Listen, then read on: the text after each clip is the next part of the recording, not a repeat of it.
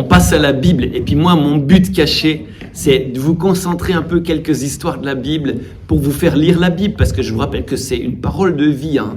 Parce qu'en fait, toute parole humaine, ça peut aider. Mais là, c'est comme la parole de Dieu. Puis c'est vrai que les cathos, surtout, c'est terrible vraiment qu'il n'y a pas l'amour de la parole de Dieu souvent. Puis vraiment, il y a tellement à vivre en résonance avec la parole de Dieu, je dirais.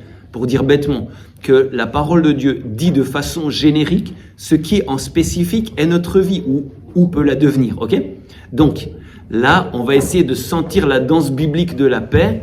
Et puis en fait, vous allez voir que ça va pas du tout être si évident. Et souvent, c'est vrai que des gens qui sont pas trop du paradigme, ils disent oui, mais c'est un livre de guerre, il y a plein de guerres partout, ce qui est franchement vrai, quoi. Et sauf que cette espèce de amas de choses, d'actions de Dieu et puis d'actions de l'homme, qui des fois donnent des choses vraiment brinque-ballantes, mais finalement, ça finit par accoucher de ce germe de paix qu'est Jésus. Bon, alors.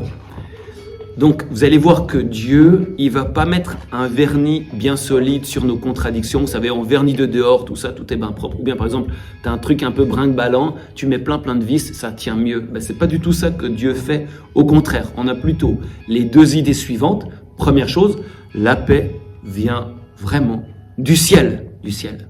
Ça, c'était ce que j'ai dit tout à l'heure. On a balayé toutes les fausses paix. C'était toutes les paix de la terre, c'est très bien. Mais c'est pas the paix, quoi. La paix vient vraiment du ciel, vraiment en contraste avec la terre. Je ne vous donne pas à la meilleure du monde, etc., etc. Bon. Et deuxième idée, c'est que avant de donner la paix, eh ben Dieu, il doit bien défricher et faire tomber les échafaudages provisoires. Bon. Alors,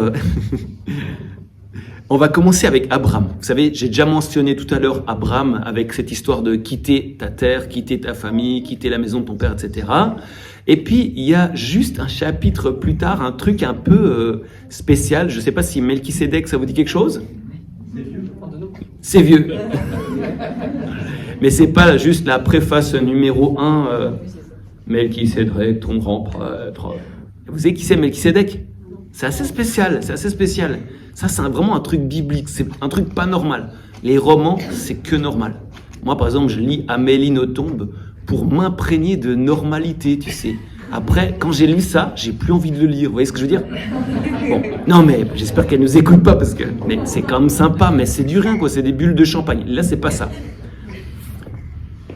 C'est Abraham qui est dans une espèce de contexte de guerre mondiale où il y a des espèces de roitelets. Donc là, on est en Genèse 14, si vous voulez vous mettre sur AELF.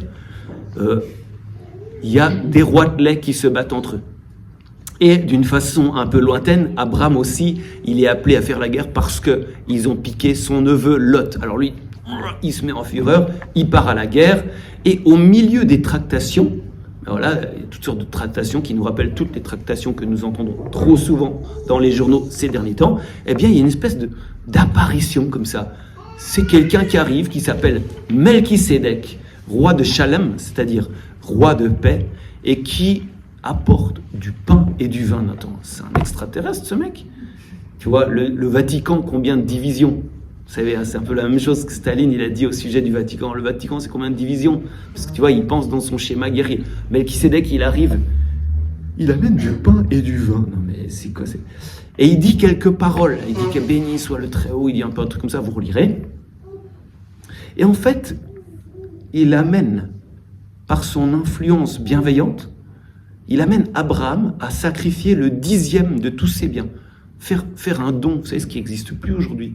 C'est-à-dire que tout est tractation, tout est commercial. Donc, si toi tu me passes la Crimée, moi je te passe, enfin voilà, le truc comme ça, quoi. Mais en fait, là, qu'est-ce qu'il fait ? Melchisédek, il arrive, il fait un don.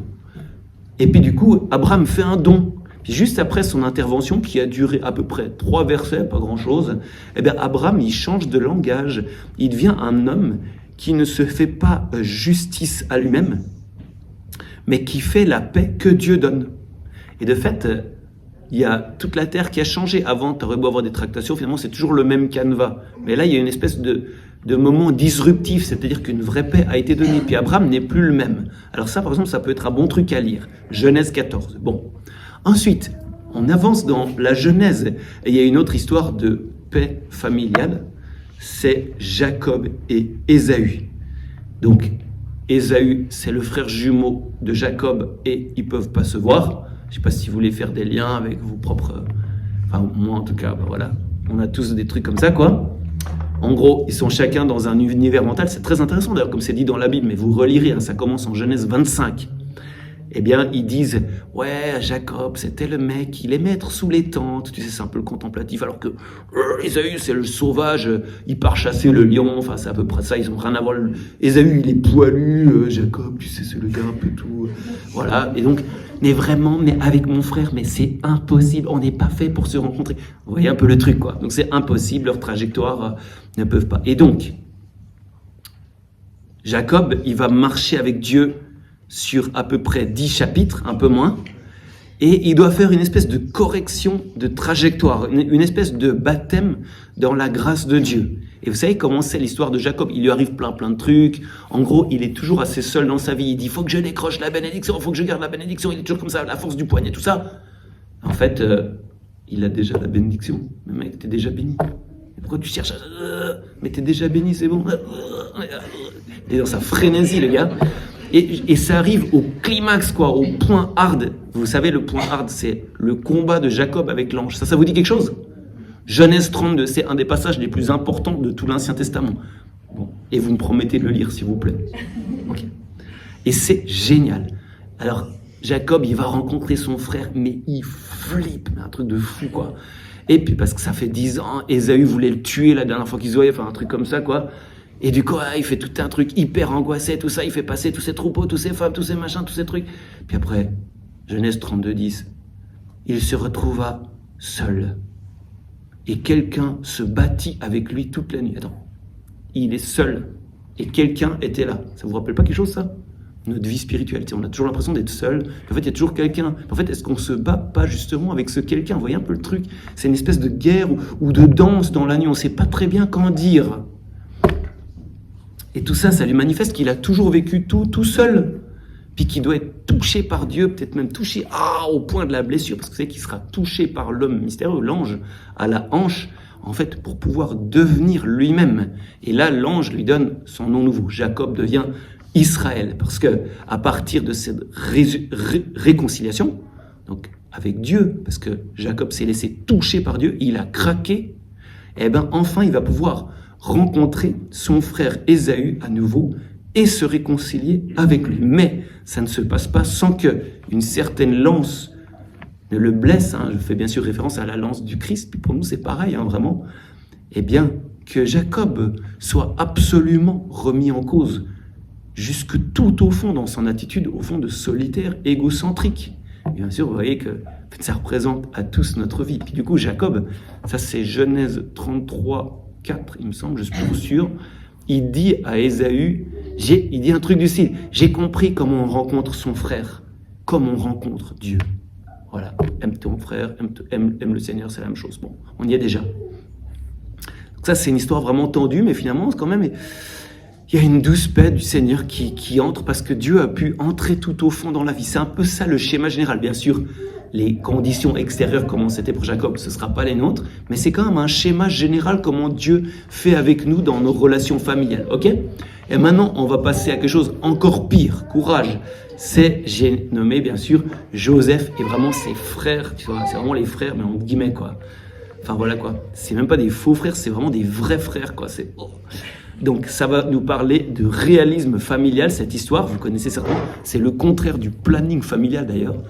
C'est deux mots qui vont pas ensemble. Je sais pas si des gens qui parlent du... Non, mais pardon, je fais une petite parenthèse, excusez-moi. Tu sais, les gens qui font le planning familial, je suis sûr qu'ils n'ont pas de famille. Parce que tu ne peux pas marier les mots planning et familial, c'est impossible. C'est des gens, mais ils planent complètement, Pierre. Donc, maintenant, on va parler de réalisme familial, pas de planning familial. Donc, Joseph et ses frères.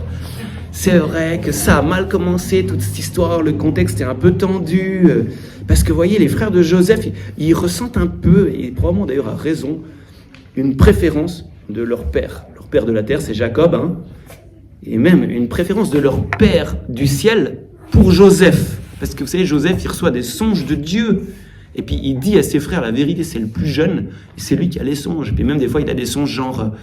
C'est marrant, j'ai vu 12 étoiles et la lune qui se prosternaient devant moi. Tu sais, il a 12 frères. Enfin, un truc un peu du style.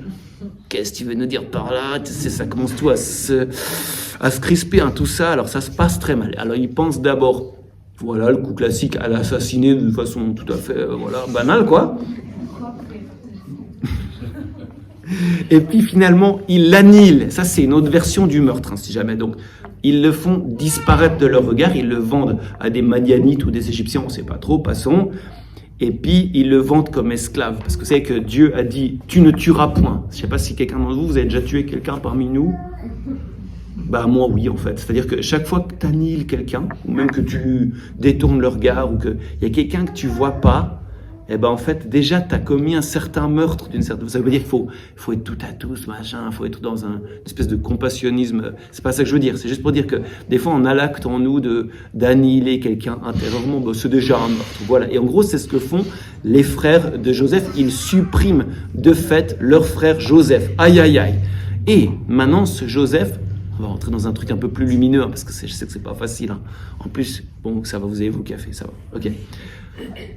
Si vous relisez tout le cycle de Joseph, ça vaut vraiment le coup, une fois encore, eh ben, vous verrez que Joseph, d'abord, il a un long chemin dans les prisons égyptiennes, également à travers une injustice où il y a une bonne femme qui veut et en fait, il atterrit en prison de façon injuste, encore une deuxième fois, il était esclave, il atterrit en prison, il vit à travers tout ça un espèce de perfectionnement de son âme, à tel point qu'il devient l'intendant de Pharaon, il devient une figure vraiment christique. Sa sobriété, son jugement, son désintéressement, ça lui permet d'assumer cet âge, donc l'intendant du Pharaon, d'une façon sainte. Et c'est aussi par ce biais qu'il va lui être donné de revoir ses frères qui, à présent, sont pressés par une famine dans leur pays. Et donc, là, vous allez voir qu'il y a toute une espèce de... C'est une vraie série américaine, hein, avec des allers et des retours relationnels. Et Joseph, là-dedans, il se montre un peu comme le coryphée, quoi. En fait, c'est lui qui tire les ficelles afin de faire advenir quelque chose de nouveau relationnellement. Il les fait venir, il les fait repartir, il les fait raconter leur histoire. Il leur dit « Non, mais vous mentez, si, machin ». Après, ils sont pressés de ça, mais en fait, ils crèvent de faim. Puis il y a leur père qui crève de faim chez eux à la maison, etc., etc. Donc, il commence par les Pardon, je ralentis un peu. Il commence par les traiter très durement, avec beaucoup de méfiance. Et puis ceux-là, vous voyez, quand ils sont pressés, quoi, ils commencent à se dire un peu que, franchement, c'est à cause du mal qu'on a fait. C'est à cause du mal qu'on a fait à notre frère. Vous vous souvenez, les gars, ça fait très longtemps, quoi. Il est resté 13 ans en prison, je crois, Joseph. Donc, il y a 13 ans, ils ont commis ce crime de jeter dans la citerne leur frère et le donner aux marchands, machin. Eh ben, ils commencent un peu à revenir, tu vois, en eux, en disant... C'est à cause de ce mal que j'ai commis. Ah, ils commencent enfin à se remettre en cause. Parce qu'avant, c'était vraiment les brutes, quoi. C'est vraiment les taureaux qui ils font le truc, puis fini, ils pensent pas. Et là, ils commencent vraiment... Et après, ils reviennent vers Joseph.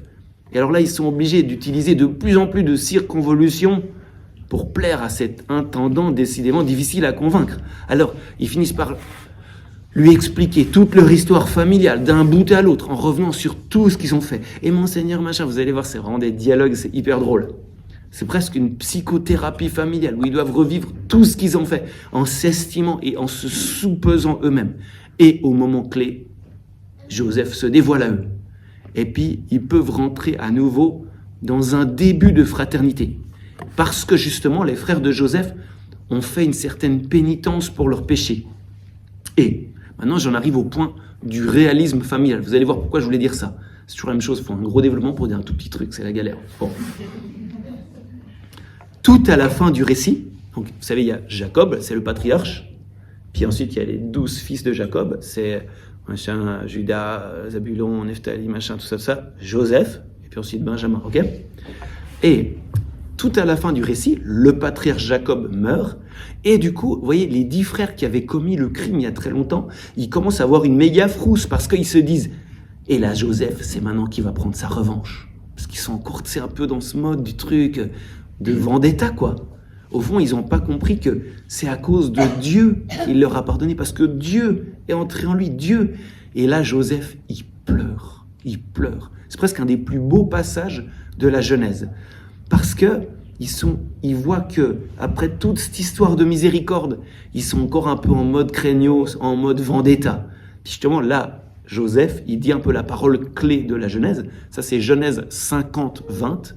Le mal que vous aviez médité de faire, Dieu a médité d'en tirer du bien. C'est quelque chose que Sarah nous avait déjà cité hier en mode Saint-Augustin, hein, c'est ça. D'ailleurs, que tu avais pris dans l'Enchiridium, c'est rigolo. C'est-à-dire que, bon, passons. Tout ça pour dire que il y avait eu, vous savez, il y avait eu cette question du bien et du mal au début de la Genèse. Vous savez que Dieu, il a fait l'arbre du bien, de la connaissance du bien et du mal. Bien sûr, tout le monde veut connaître le bien et le mal.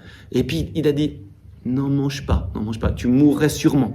Tu sais, c'est un refuge contre la banalisation de cette, on va dire, ingestion, du fait de prendre ce fruit directement comme ça. Il dit, attends. Mais bien sûr, il veut que chacun d'entre nous connaisse ce qu'est le bien et le mal. Et là, tu as le fil de toute la Genèse. Genèse 50-20, c'est les derniers versets. Eh ben, Joseph est l'homme qui a traversé toute la vie, qui est lui-même devenu l'arbre de la connaissance du bien et du mal. C'est-à-dire qu'il porte le fruit que Dieu demande. Et donc, il a cette connaissance. Ce que vous aviez médité de faire du mal, Dieu a médité d'en faire sortir du bien. Voilà. Mais en tout cas, cette histoire, ça nous montre que un pas a pu être fait. Par exemple, c'est bon, les frères et Joseph, c'est bon, ils ont réussi à reparler, machin.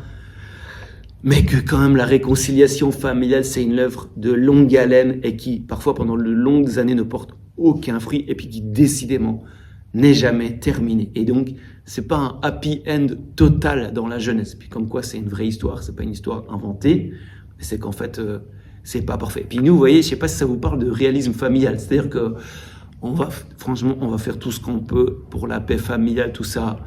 Voilà, on fera des pas. Puis quand il y aura eu des pas, on dira merci au Seigneur, mais le ciel, ce sera au ciel, ok? C'est ça que nous dit la Genèse. Ça va jusque-là? Je sais pas si ça vous rassure ou pas.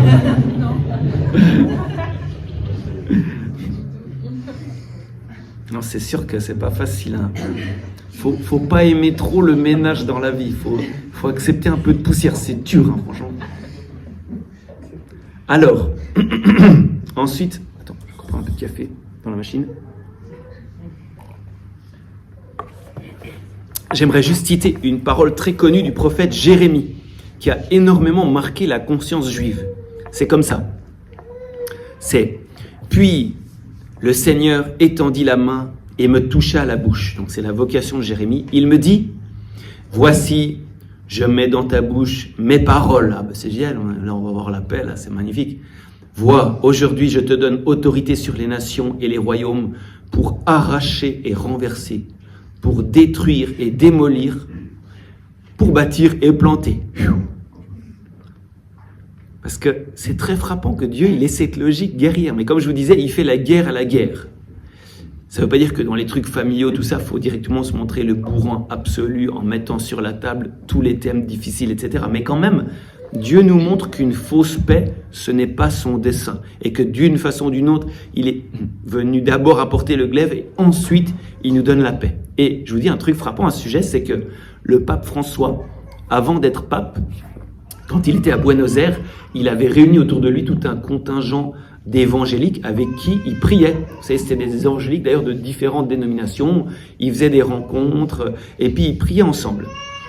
Et puis, lorsqu'il est devenu pape, ces gens, 10 jours après son élection, ils sont venus le visiter, tout ça.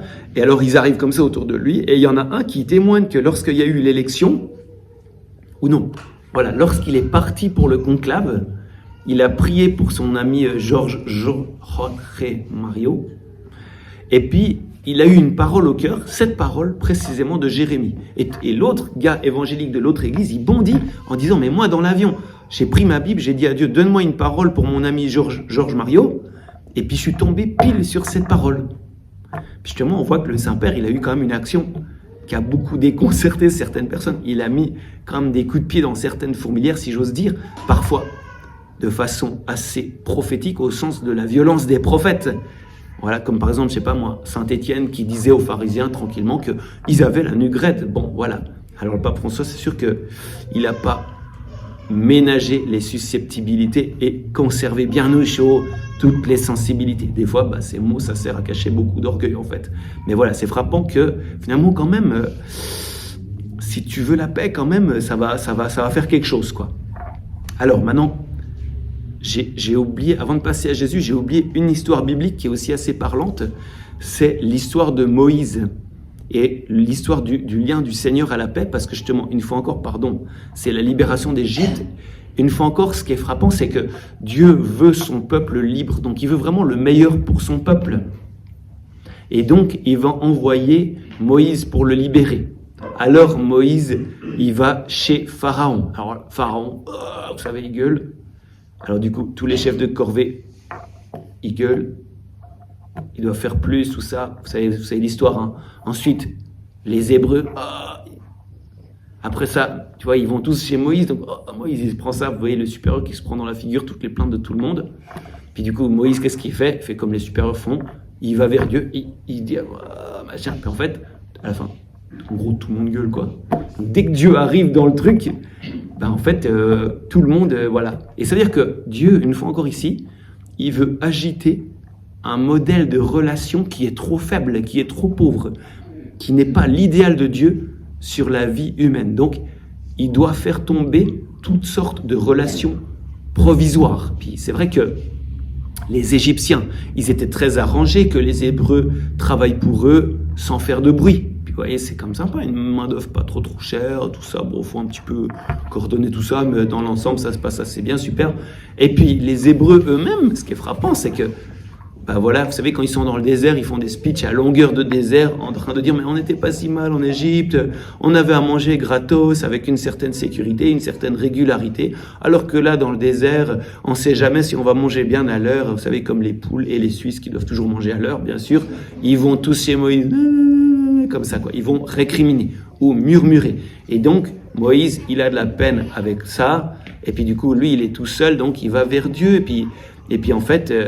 voilà, il se met devant Dieu, il va se mettre à genoux devant Dieu. Puis ça signifie que Dieu, il n'a pas froid aux yeux, c'est pas un diplomate qui escamote les problèmes, mais je le répète, il attaque toujours les choses par la racine. C'est-à-dire que si vous trouvez que Dieu, il en fait pas assez, même dans votre vie ou comme ça, dites-vous que c'est peut-être vous qui voyez pas assez la racine. C'est Dieu, il voit clairement en fait la racine des choses. Puis c'est ça un peu que nous montre cette histoire en fait où les Hébreux, ils parlaient toujours à tort et à travers de la situation que Dieu leur donnait à vivre. Finalement, peut-être que le désert était une bonne chose pour en fait retrouver Dieu justement en mettant en pratique la puissance de la louange. C'est-à-dire que même dans le désert, même si tu sais pas l'heure du repas, même si tu n'es pas sûr que tu auras à boire, tu peux louer le Seigneur. Puis ça te fait habiter comme fils de Dieu, y compris dans un désert. Parce que si tu es fils de Dieu dans un désert, même dans un désert intérieur, ça veut dire que tu seras toujours fils de Dieu. C'est pour ça que Jésus a commencé au désert. Voilà. C'est un peu comme ça les débuts avec Dieu. Ok ? Ensuite, on en arrive à cette fameuse... à Jésus lui-même, qui lui aussi a des propos un peu équivoques sur la paix. Et d'abord, je dirais que Jésus, il lie la paix à la foi, C'est ce qu'on a déjà dit un petit peu tout à l'heure. Par exemple, il dit toujours « va en paix, ta foi t'a sauvé ». Et ça signifie que Dieu, pour nous donner la paix, il travaille toujours tout au fond, puis que le fond de notre cœur, en fait, il est précisément destiné à vivre la confiance la plus absolue en Dieu, avec toutes ses conséquences. C'est de là que naît la paix. Mais, une fois encore, lorsqu'il envoie ses disciples évangéliser, chapitre 10 de Saint Matthieu, il leur dit des trucs de nouveau un peu, il leur dit, vous serez détestés de tous à cause de mon nom. Et d'ailleurs, il rajoute, ne pensez pas que je sois venu apporter la paix sur la terre. Non, car je suis venu apporter, non pas la paix, mais le glaive. En fait, bien sûr, Jésus est venu nous apporter la paix. Comme ressuscité, c'est la première chose qu'il dira, comme le pape quand il apparaît à la loggia, la paix soit avec vous tous. Ok, super. Par contre, justement, Jésus, il est Dieu, donc il fait comme Dieu. Au début de la Genèse, il commence par couper avec son glaive, il commence par sectoriser ou discerner, distinguer les choses, empêcher les confusions, l'amalgame, jusqu'à ce que l'ordre de Dieu soit donné. Vous savez, au début de la Genèse, il y a la création. En fait, c'est étonnant. On dirait pas tant que Dieu, il fait apparaître des trucs comme ça, mais on a plutôt l'impression qu'il sépare la mer de la terre, qu'il sépare les cieux du bas, des trucs comme ça. Il opère des distinctions. C'est sa façon de créer, de mettre en ordre les choses pour qu'elles se répondent. Puis justement, Jésus, il vient aussi mettre la paix comme une tranquillité de l'ordre de Dieu. C'est la définition de saint Augustin. Voilà. Et ensuite, dans son dernier discours à ses apôtres, il leur dit bien qu'il leur donne la paix, mais c'est sa paix. C'est pas à la manière du monde que je vous la donne. C'est-à-dire que, avec tout ça, la paix de Jésus, elle se montre, elle est un peu dévoilée. Elle se montre comme une réalité très exigeante, qui est donnée dans un processus, on va dire, long, profond, qui n'épargnera pas l'homme, tous les hommes, tout homme, y compris dans ses tripes les plus profondes. Ça veut dire que notre monde, on vit une sorte de grand accouchement où la douleur se bat contre la joie, mais où on sait qu'à la fin, un monde nouveau aura apparu et puis que la paix de Dieu régnera. Puis c'est vrai que, en gros, en fait, nous, dans notre vie, c'est sûr que on a une espèce de flou, mais en même temps, Dieu a déjà mis la paix en nous. Et puis de fait, c'est en se basant sur le fait que Dieu nous a donné le baptême, le germe de la paix en nous, l'accord de Dieu et de l'homme, qu'à partir de là, nous-mêmes, on devient constructeurs de la paix. Voilà. Je ne sais pas si ça vous frappe tout ça ou ça vous désabuse un peu, mais en même temps, c'est un peu le parcours que Dieu il te fait vivre si tu vis dans sa parole. Alors, par contre, je ne sais pas si ça vous intéresse quand même, un dernier petit conseil pratique, je ne sais pas ce que ça vaut, mais attends voir, 11h25, oui c'est ça, on a encore 2 secondes, oui c'est ça, exactement. Non mais je peux vous dire un petit truc, c'est un peu du homemade quoi, donc ça vaut ce que ça vaut, mais moi franchement ça m'a frappé, et d'ailleurs je peux vous dire comment ça m'a frappé, c'est que moi au début de ma vie c'était un peu un gars, parce que j'avais appris à être bon catholique, je me reculais toujours, vous savez. Puis non, mais je vais pas vous contredire. Puis même j'avais plein de désirs en moi, mais j'écrasais toujours un peu mes désirs. Non, mais comme vous voulez, vous savez, un peu comme ça, vous voyez un peu le truc. Puis en fait, à force de vivre en communauté, puis notamment dans les différents conseils de la communauté, en fait, je me suis rendu compte que tu as des gens, soit, c'est comme si tu as un espace relationnel entre 2 personnes, puis en fait, tu as des gens, ils prennent soit tout l'espace, ou bien ils prennent aucun espace. Puis en fait, bien sûr, les 2 postures ne marchent pas. Donc la première posture, j'appellerais ça 100-0. Ça veut dire 100%. Tu prends toute la place et l'autre à 0. Puis ça peut être de toutes les sortes de façons, quoi. Tu peux être Donald Trump. Donald Trump, c'est vraiment son truc, quoi. Il prend toute la place. Les gens, ils ont plus de place pour gigoter. C'est la galère. Mais des fois, c'est de façon subtile. Hein. Des fois, par exemple, de façon un peu, on va dire, affective ou par je sais pas, par exemple, comme ça, tu prends l'affection de l'autre, puis en fait, tu lui ravis son espace de liberté, en fait. Ou bien, tu dis un truc qui, moi, je veux ça, je veux pas autre chose. Puis là, l'autre, il est complètement ligoté, il peut pas bouger. Et donc, il y a qu'un seul univers mental possible, c'est le mien. Des fois, on dit, on laisse l'autre libre. Mais dis-moi seulement. Mais au fait, non, je veux rien laisser tomber de moi. Pas question de permettre que quoi que ce soit de ce que j'opine soit supprimé. Ça, j'appelle la posture 100-0. C'est-à-dire tu prends toute la place et l'autre, il a 0, il peut pas bouger, quoi. Après, la deuxième posture, c'est comme je disais, c'est que tu laisses toute la place à l'autre pour différentes raisons. Soit qu'on sent toujours que l'autre est plus fort que nous, tout ça, ou alors on a peur de se mettre en avant, ou bien par une fausse modestie, on torpille toujours sa propre substance et son propre avis. On s'abaisse ou on se rabaisse toujours. En tout cas, c'est pas notre vision qui prime. On se permet pas d'exister ou on ne nous permet pas d'exister. Mon avis est forcément trop subjectif, trop nul pour être entendu. C'est toujours contingent ce qu'on pense. Je vais quand même pas m'exprimer. L'autre est plus intelligent que moi, etc., etc. Ça veut dire que finalement, tu laisses tout l'espace à l'autre. Ok.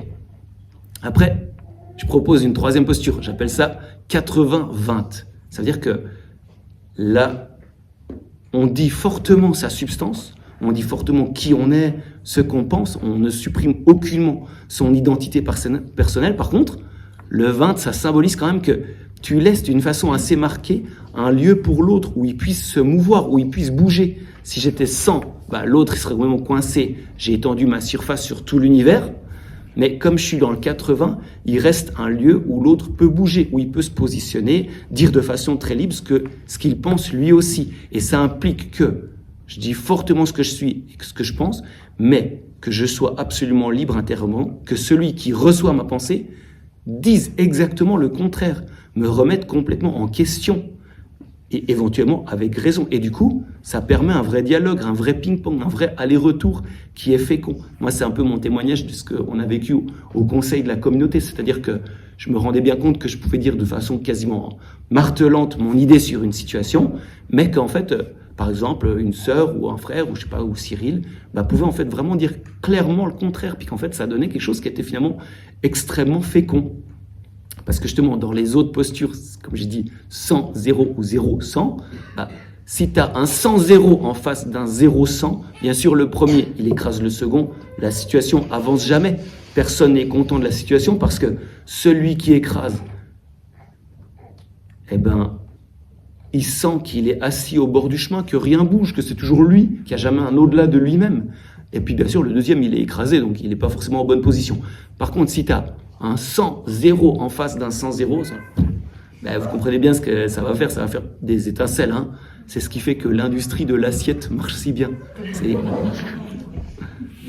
Ou alors, j'ai rencontré dernièrement, c'est 2-0-100, ça veut dire qui disent rien. Et donc ça donne une situation assez cocasse où chacun des deux cherche ce que l'autre veut, mais sans jamais dire ce qu'il veut lui-même. Non mais je te laisse choisir. Non mais c'est toi qui dis. Non mais je te laisse toi. Et ça signifie que non seulement rien n'arrive jamais, mais en plus ça se perd dans un jeu psychologique à l'infini. Non, pour pouvoir vivre une relation, il faut être soi-même et il faut que l'autre soit absolument lui-même. Et en même temps, il faut que l'un permette à l'autre d'être absolument l'autre et vice-versa. La position 80-20, c'est la seule qui soit vraiment exigeante. En même temps, on doit être entièrement soi-même, et en même temps, on doit être entièrement prêt à ce que l'autre remette en question mon idée, mon univers mental. En gros, c'est prendre toute sa place en laissant toute l'attitude à l'autre. Puis de fait, ça fait quand même une espèce de danse qui est pas si simple, parce que des fois, aussi dans plein de situations, t'es fatigué, tout ça, là, tu lâches ta grosse émotion, puis l'autre, il peut plus bouger. Puis en fait, t'as toujours une espèce d'élastique à avoir en toi pour que l'autre ait le droit d'exister d'une façon ou d'une autre. Bon,